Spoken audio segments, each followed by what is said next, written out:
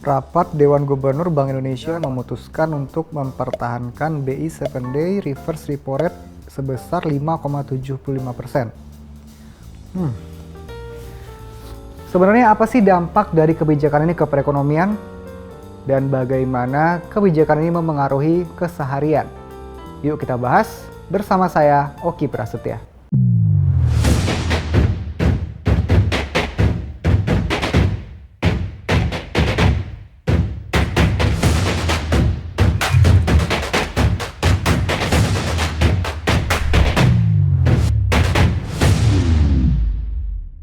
Pada kesempatan ini saya ditemani oleh seorang ekonom yang sudah warawiri di layar kaca maupun berbagai platform lainnya yang mungkin juga Sobat Rupiah ikuti.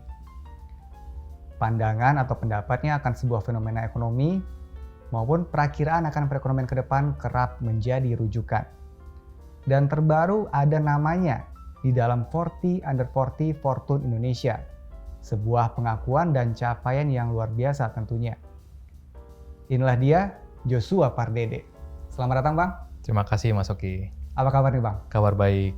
Bank Indonesia sejak Agustus 2022 sudah menaikkan suku bunga sebesar 225 basis point. Kalau kita hitung mundur, angka 5,75 sekarang itu bahkan sudah melebihi sebelum pandemi.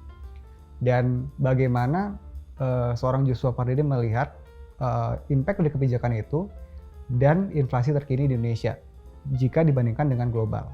Ya, jadi tentunya dasar ataupun rasional dari kenaikan suku bunga itu pun juga tentunya Bank Indonesia mempertimbangkan perkembangan inflasi domestik. Yang kedua juga adalah bagaimana upaya Bank Indonesia untuk menjaga stabilitas rupiah. Ya, dari dua itu sajalah kita tahu bahwa kondisinya terdapat kecenderungan inflasi di tahun lalu itu cenderung meningkat. Ya, jadi setelah pandemi 2020-2021 inflasi relatif rendah, ya. Di 2022 ekonomi sudah mulai pulih, tapi kita menghadapi ketidakpastian global yang datang dari perang Rusia dan Ukraina. Dan kita tahu juga bahwa perang Rusia-Ukraina tersebut telah mendorong kenaikan inflasi global. Harga minyak mentah naik, harga batu bara naik, harga CPO naik, dan juga harga pangan lainnya pun juga ikut naik. Sehingga tentunya kenaikan harga minyak mentah global tersebut itu telah mendorong juga kenaikan BBM. Ya, pemerintah melakukan penyesuaian harga BBM itu di bulan September. Nah, tapi ekspektasi kenaikan inflasi itu sudah dipertimbangkan oleh Bank Indonesia sehingga Bank Indonesia mulai menaikkan suku bunganya di bulan Agustus 2022. Dan dari bulan Agustus sampai dengan bulan Januari itu pun juga kenaikannya 2,25%. Ya, sebenarnya kalau kita bandingkan dengan kenaikan suku bunga di negara-negara maju, terutama di Amerika Serikat, itu memang relatif masih terbatas dan terukur. Ya, kalau kita bisa bandingkan kenaikan suku bunga di Amerika Serikat itu naik lebih dari 4%, 4,25%. Karena apa? Tingkat inflasi di Amerika pun juga ini merupakan yang tertinggi dalam 40 tahun terakhir. Sehingga kembali lagi, keputusan suku bunga tersebut memang tentunya dilandaskan asesmen dari inflasi dan juga perkembangan nilai tukar rupiah. Dan kita juga melihat bahwa dampak dari kenaikan suku bunga acuan BI tersebut, inflasi sudah mulai mengalami tren penurunan. Ya. Stabilitas rupiah pun juga relatif terjaga. Jadi itulah menjadi dasar juga mengapa Bank Indonesia di bulan Februari ini memutuskan untuk mempertahankan suku bunga acuannya karena mempertimbangkan asesmen bahwa inflasi Indonesia khususnya di tahun ini akan kembali dalam lintasan sasaran inflasi BI. Dan juga baik secara khusus lagi adalah inflasi inti. Jadi kalau kita melihat inflasi itu sebenarnya dari dua sisi juga. Ada inflasi yang didorong karena adanya peningkatan permintaan. Yang kedua adalah inflasi yang dipengaruhi oleh adanya gangguan dari sisi produksi. Nah, kita tahu bahwa kenaikan penyesuaian harga BBM yang mendorong kenaikan harga BBM tersebut ini lebih dipengaruhi ataupun lebih mempengaruhi tadi inflasi sisi produksi. Karena pada saat BBM naik ini akan berpengaruh kepada biaya transportasi dan juga biaya-biaya lainnya. Nah, oleh sebab itu, bagaimana supaya ekspektasi pelaku ekonomi dan masyarakat secara khususnya ini supaya tetap terjaga, BI melakukan pengetatan kebijakan moneter dengan menaikkan suku bunganya. Ya, dengan kenaikan suku bunga ini harapannya tadi adalah tingkat inflasi ini bisa diredam. Karena inflasi ini kembali lagi ini menjadi salah satu tantangan ya dalam berbagai perekonomian di semua negara gitu ya. Kalau inflasi terlalu tinggi, ini dapat bisa mempengaruhi penurunan ataupun bisa mempengaruhi daya beli masyarakat. Karena inflasi terlalu tinggi tadi, ini akan bisa membatasi tingkat konsumsi masyarakat. Oleh sebab itu makanya BI mengambil langkah dengan menaikkan suku bunga tersebut adalah demi supaya menjangkar ekspektasi inflasi, apalagi tadi karena ada dampak penyesuaian harga BBM. Ya, supaya tadi ekspektasi inflasi ini artinya dampak lanjutan second round effect dari kenaikan harga BBM tersebut ini bisa terjangkar.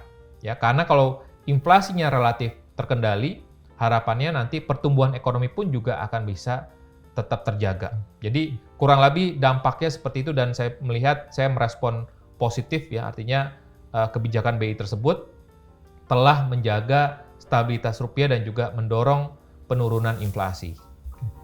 Kemarin di pergantian tahun di awal tahun 2023 itu kencang desas-desusnya resesi global, Bang. Sementara dari dalam negeri, pemangku kepentingan kita justru sebaliknya, menggaungkan optimisme akan perekonomian kita, bahwa kita tidak terlalu terpengaruh. Nah, bagi kita nih masyarakat, apakah memang seoptimis itukah perekonomian nasional dibandingkan global? Ya, saya pikir memang saya sepakat dengan pemerintah di mana kita tetap harus optimis, sekalipun memang tetap mesti waspada. Ya, jadi optimisme yang juga ada kewaspadaannya. Karena kita tahu bahwa ekonomi global yang memang tadi dipengaruhi oleh kenaikan suku bunga Bank Sentral Global tersebut, ini bisa mempengaruhi tadi kinerja perekonomiannya. Ya, karena pada umumnya kenaikan suku bunga itu akan tadi membatasi konsumsi masyarakat dan juga akan bisa mendorong penurunan investasi. Ya, karena cost of borrowing akan cenderung meningkat. Nah, ini yang dikhawatirkan bahwa suku bunga di Amerika naik, suku bunga di Inggris naik, suku bunga di Eropa naik, dan juga berbagai negara trennya meningkat suku bunganya dan naik sangat signifikan. Sehingga ini dikhawatirkan tadi akan bisa mendorong perlambatan ekonomi yang sangat signifikan. Nah, tapi kita percaya bahwa struktur ekonomi kita ini sangat ditopang oleh konsumsi masyarakat. Sekitar 50-55% ekonomi kita itu ditopang oleh konsumsi masyarakat. Yang kedua adalah pendorongnya adalah investasi sekitar 30%. Jadi sisanya itu adalah terkait dengan net ekspor, ekspor kurang impor, dan juga konsumsi pemerintah. Yang kontribusinya relatif kurang dari 30%. Yang artinya adalah karena kita tahu bahwa pada saat terjadi perlambatan ataupun ada ekspektasi perlambatan ekonomi dunia, ini cenderung akan lebih mempengaruhi tadi kinerja ekspor. Ya. Tapi kalau kita yakin bahwa konsumsi rumah tangga kita ini tetap menjadi pendorong utama, mestinya kita tidak perlu khawatir dan panik. Seperti Singapura. Struktur ekonomi Singapura itu sangat mengandalkan ekspor. Jadi pada saat ekonomi global melambat, yang akan berdampak kepada penurunan volume perdagangan global, artinya kinerja dari negara tersebut juga akan terpengaruh banyak. Tapi kita masih bisa tetap akan tumbuh positif di tahun ini, karena tadi kita memiliki konsumsi rumah tangga yang diharapkan pun juga akan tetap tumbuh solid. Dan kalau kita mau flashback lagi pada saat krisis keuangan global 2008-2009, ya, Indonesia pun juga termasuk salah satu ekonomi dunia yang masih mencatatkan pertumbuhan ekonomi yang positif pada saat itu. Dan kembali lagi, kuncinya adalah bagaimana menjaga konsumsi masyarakat agar tetap positif. Masih ngomong-ngomong tentang kebijakan suku bunga nih, Bang. Kalau kita ngelihat impact-nya ke perbankan dan ke masyarakat juga, itu seperti apa penjelasan tentang suku bunga yang naik ini? Apakah berpengaruh ke penyaluran kredit, terus peningkatan permintaan dari masyarakat itu seperti apa? Ya, jadi tentunya kalau kita melihat dari dampak kenaikan suku bunga acuan BI ini, tentunya cepat lambat akan direspon juga dengan penyesuaian suku bunga perbankan, baik suku bunga deposito dan juga suku bunga kredit perbankan. Namun, kita juga melihat bahwa ada faktor lain yang bisa mempengaruhi seberapa cepat perbankan menyesuaikan suku bunga perbankan. Ya. Antara lain misalkan salah satu faktornya adalah bagaimana kondisi likuiditas perbankan itu sendiri. Dan kita meyakini bahwa likuiditas perbankan sejauh ini masih relatif longgar. Kalau kita mengacu kepada alat liquid terhadap DPK, ya, alat liquid terhadap non-core deposit rasionya, ini masih di atas ambang ataupun masih di atas threshold-nya. Artinya kondisi likuiditas perbankan masih relatif longgar. Yang kedua adalah bagaimana persepsi risiko perbankan terhadap kondisi kredit ataupun kondisi ekonomi. Yang kita melihat bahwa tingkat rasio kredit macet ataupun NPL pun juga masih relatif rendah di bawah 3%. Sehingga oleh sebab itu, kalau kita mengikuti perkembangan suku bunga perbankan, sekalipun ada kenaikan, kenaikannya relatif terbatas. Dan kami memproyeksikan bahwa kenaikan suku bunga perbankan tersebut diperkirakan akan relatif lebih rendah dibandingkan dengan kenaikan suku bunga acuan BI. Karena tadi kondisinya adalah likuiditasnya masih relatif longgar dan juga risiko kreditnya masih terkendali. Dan kalau mungkin kita ingin saya sampaikan juga bahwa kenaikan suku bunga acuan BI ini tadi kan akan direspon juga dengan kenaikan suku bunga kredit perbankan. Tapi yang perlu kita pahami mungkin ada sebagian masyarakat cukup was-was ya pada saat kenaikan suku bunga BI ini khawatirnya bisa mempengaruhi suku bunga KPR yang sudah diambil. Ya. Betul. Dan ini yang perlu kita cermati bahwa tidak semuanya ataupun tidak sepenuhnya itu betul. Karena biasanya ya debitur ataupun masyarakat yang sudah menarik KPR ya biasanya perbankan menawarkan periode grace period ataupun suku bunga tetap itu misalkan 2 sampai 3 tahun. Ya, artinya apa? Kalau debitur ataupun konsumen masyarakat tersebut menarik KPR-nya masih dalam fase masa periode grace period yaitu suku bunga fix ya tidak ada perubahan, artinya kenaikan suku bunga BI pun juga mestinya tidak berdampak langsung kepada KPR ataupun cicilan KPR tersebut. Ya, jadi artinya yang mungkin akan terpengaruh tadi misalkan debitur ataupun calon kreditur debitur perbankan tersebut mengajukan kreditnya setelah BI menaikkan suku bunganya. Ya, itu kemungkinan ada penyesuaian suku bunga di sana. Tapi yang tadi kami sampaikan juga bahwa kenaikannya mungkin tidak sebesar kenaikan suku bunga BI. Nggak signifikan. Ya, jadi tidak signifikan. Jadi ini yang harus kita pahami semua bahwa tidak semua masyarakat yang sudah memiliki fasilitas kredit ini akan terpengaruh akibat kenaikan suku bunga BI. Karena biasanya pada saat nanti masa periode grace period-nya sudah selesai, sangat dimungkinkan apabila pada saat itu ya ke depannya BI pun juga melakukan penyesuaian suku bunga dengan memangkas suku bunganya. Ya, pada saat nanti misalkan suku bunga floating-nya sudah berlaku. Ya, jadi artinya dampaknya dari kenaikan suku bunga dari tahun lalu itu tidak berdampak. Jadi kita perlu pahami bahwa kita tetap perlu cermat ya merespon kenaikan suku bunga BI ini yang dimana mungkin tidak terpengaruh besar kepada cicilan kredit yang kita miliki. Jadi Sobat Rupiah yang punya fasilitas kredit nggak perlu terlalu khawatir ya Bang ya. Masih ngomong-ngomong soal bunga perbankan nih Bang.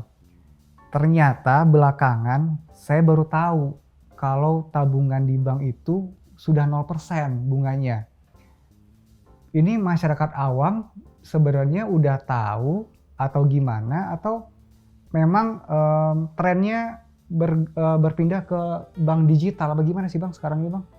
Ya, saya pikir memang di sini sebenarnya ini menjadi kita juga bisa melihat bahwa kondisinya tidak semua bank mengajukan ataupun menawarkan program yang sama. Ya, jadi ini beberapa bank saja yang menawarkan produk seperti itu. Ya, tapi tidak semuanya. Jadi tidak bisa kita perumum kondisinya.